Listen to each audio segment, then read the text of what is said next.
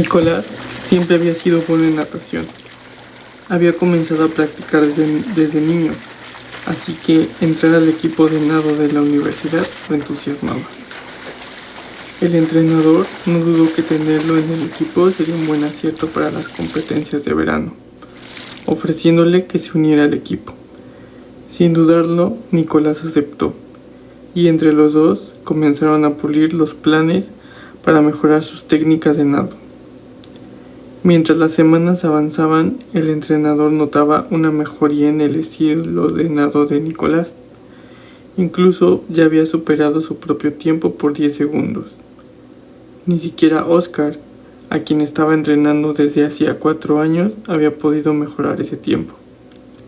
El entrenador estaba seguro que esa temporada de competencias sería la mejor para la universidad. Un viernes, después de clase, Romina, quien era también otra de las competidoras de la misma escuela, estaba mejorando su tiempo en la técnica de mariposa. En ningún momento se dio cuenta que ya había oscurecido, siendo la última que quedaba en la alberca. Decidió que lo mejor era parar el entrenamiento e irse a la casa. Salió de la alberca y caminó hacia las duchas, pensando todo el trayecto en su técnica y cómo podía seguir mejorando. Y mientras el agua de la regadera caía y ella seguía pensando en su estilo de nado, una sombra abría cautelosamente el baño de damas y entraba sigilosamente en dirección a las regaderas. Una vez, frente a la puerta de la ducha donde se encontraba Romina, permaneció ahí quieta, como si se hubiera congelado en el tiempo. Solo comenzó a moverse cuando la regadera empezó a cerrarse.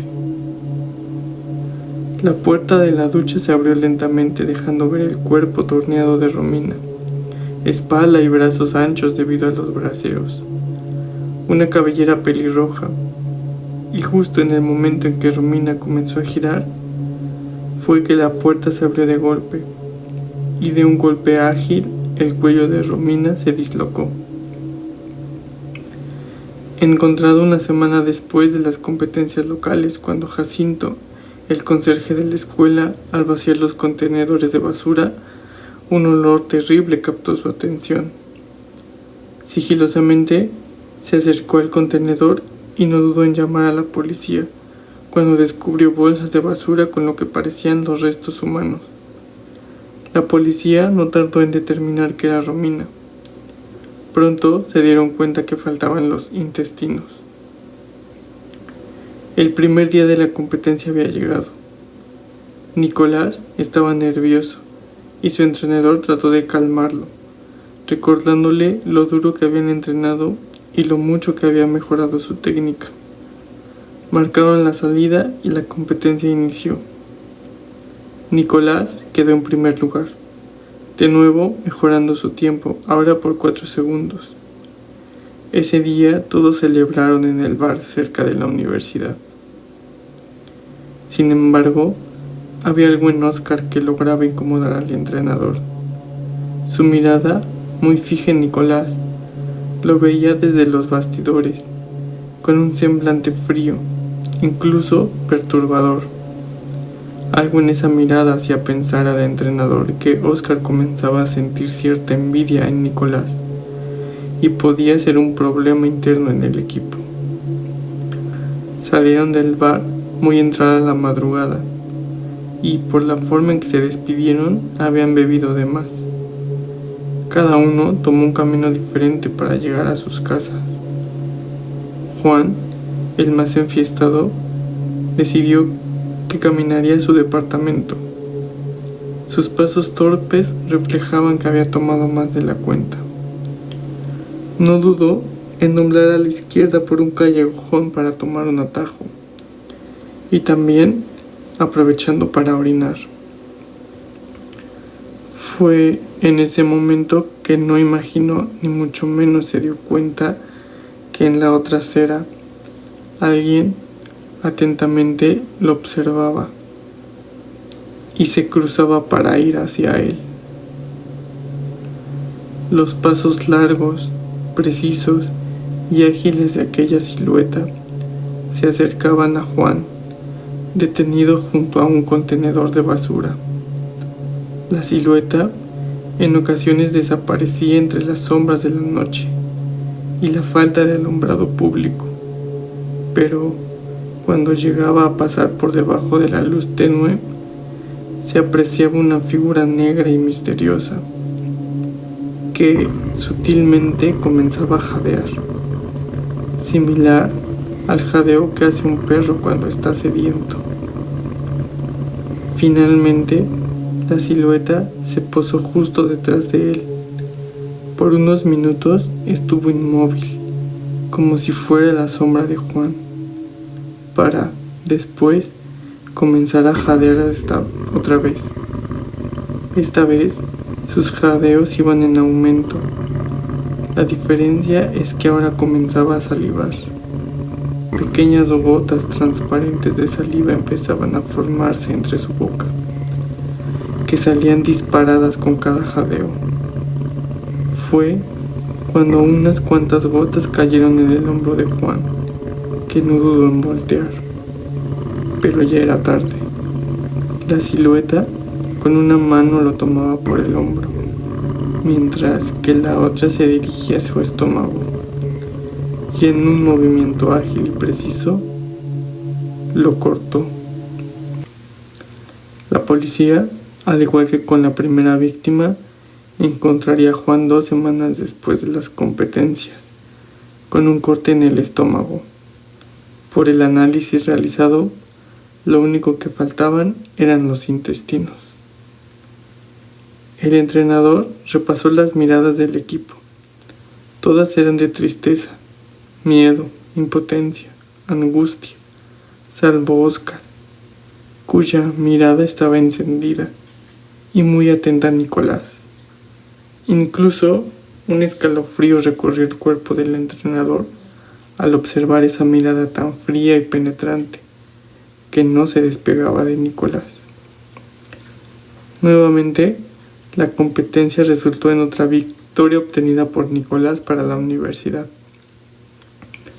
De ganar las 2 rondas faltantes, podrían calificar para las competencias estatales, algo que no había logrado en los últimos años, haciendo que los ánimos en el equipo estallaran en júbilo y alegría.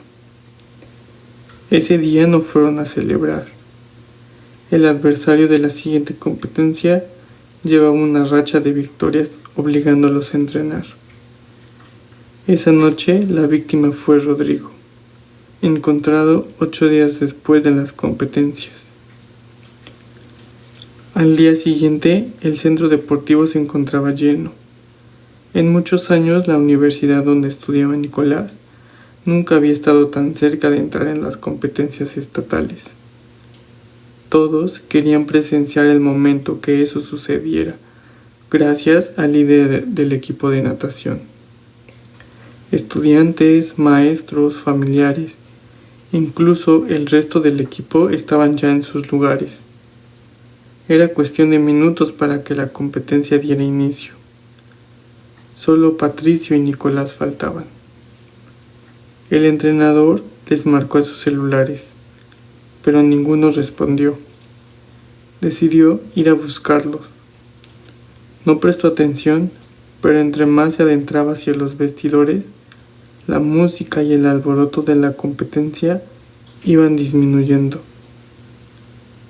Tomó la perilla de la puerta de los vestidores, la giró e ingresó.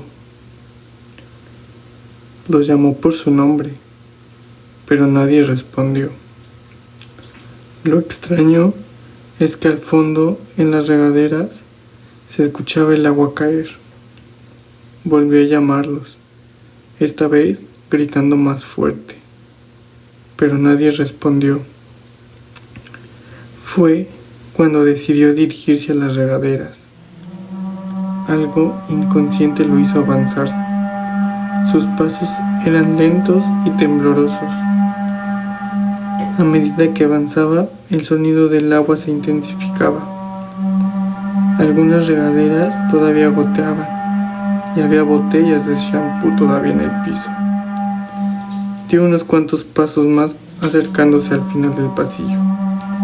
Se dio cuenta que la última puerta no estaba del todo cerrada y muy cautelosamente miró a través del espacio que se hacía.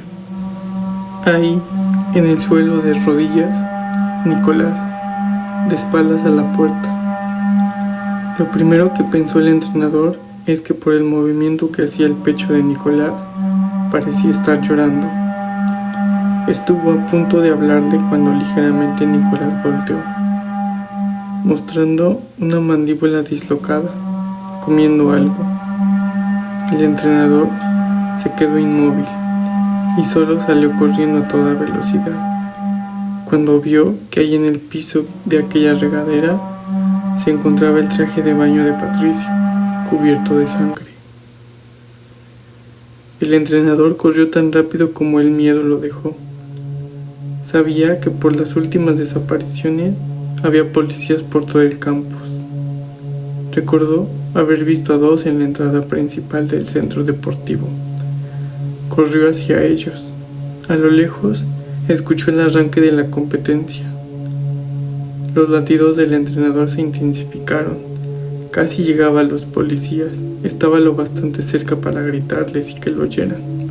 Y mientras pronunciaba las palabras oficial, la competencia llegaba a su fin.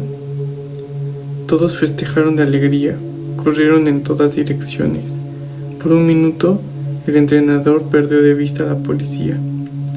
Cuando los volvió a ubicar, alguien por el micrófono anunciaba un nuevo récord en nado de mariposa, bajando el tiempo 6 segundos. Llevándose el primer lugar, Nicolás. El entrenador sabía que tenía que actuar. Habló con Nicolás, lo convenció que fuera a los vestidores y mientras veía cómo Nicolás se dirigía hacia ellos, el entrenador nuevamente buscó a los oficiales, que se habían movido ahora entre las gradas, y con un paso firme caminó hacia ellos. Y, mientras Nicolás, de un lado para otro tratando de contener el apetito, y sabiendo que necesitaba una siguiente víctima para poder continuar la competencia y asegurar un lugar en los estatales, decidió dirigirse a la regadera. Quizás podría quedar algo. La manija de la puerta muy lentamente giraba, y la puerta poco a poco comenzaba a abrirse. En ese momento, Nicolás vio entrar a Oscar, y, de entre el marco de la puerta, cerrándola desde el pasillo de los vestidores, el entrenador, mirando muy fijamente a Nicolás.